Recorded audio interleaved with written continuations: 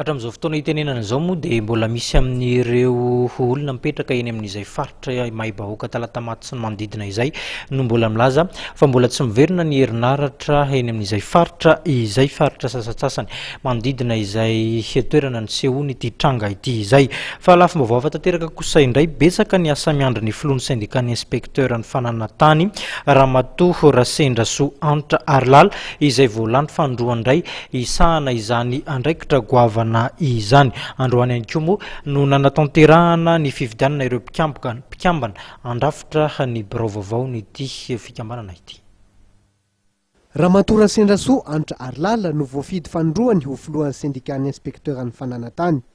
Isan'ny nivohitra nandritra ny fivoriam-be ny toto-sain'ireo mpikambana, fivoriana izay nitoto-saina tetsy amin'ny hotely raitsy Andavamamby izany. Fotoana nahafahana nandinika izay fomba rehetra entina hanatsarana ny asa mifandraika amin'ny resaka fananan-tany ihany koa. Natao indrindra izy ity izany ienoana ireo hevitra hoentina rehetra eo ny fianoana ny olana rehetra hoentin'ny mpikambana eo amin'ny fanatanterahana ny asa dia ny vahaolana arosona rehetra koa izany ho setrin'izay olana rehetra miseho izay. Na vohitra ny atao anatina FDB anakefatra ireo zavatra ivoriana teto tamin'ity assemblée générale ity.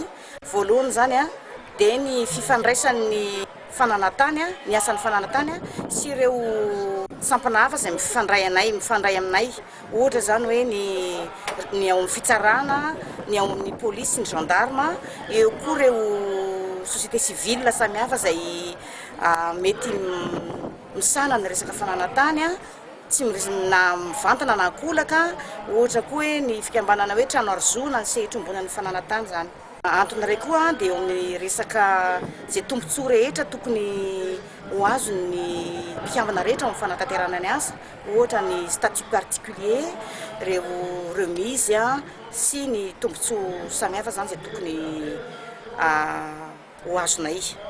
Eo koa ny fifandraisanay mivantana amin'ny ministera izay misahana ny fananan-tany dia ny gestion du personnel izany hoe manahoana ny resaka ohatra hoe fanatanterahana na resaka affectation na resaka fisondrotana amin'ny resaka grade ohatra.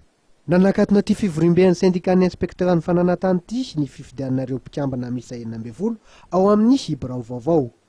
Manodidina ny 500 avy amin'ny farim-piadidiana miisa 730 manerana nosy ny isan'ireo mpikambana ao amin'ny sendikan'ny inspecteur ny fananan-tany ankehitriny.